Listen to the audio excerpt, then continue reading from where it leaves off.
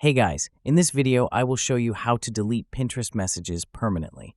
Alright, so let's begin with the video. Now, I'm on my Android. You can do this on iPhone as well. The first step is to open up the Pinterest app. After we've done that, we can get to our messages by tapping that little chat icon at the bottom right. Now you can see a bunch of different contacts and messages. All I have to do is tap on this, and you can see there is a conversation. If I tap on my specific chat, you can see it says copied and reply, but it doesn't pop up with the option to delete it.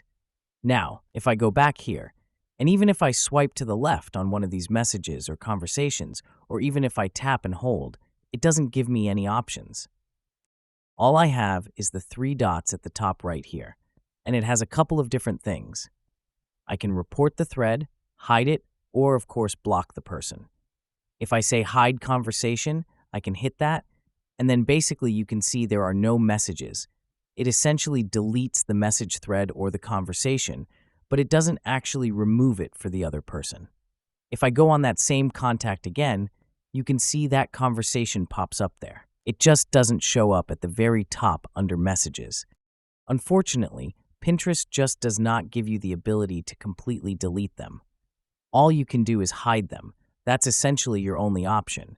So it'll go back into your contacts list and it'll remove them from this main messages conversation list.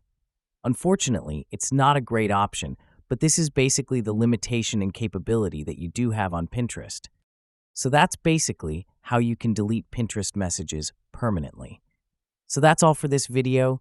Consider subscribing if you find it helpful, and I'll catch you in the next one. Thanks.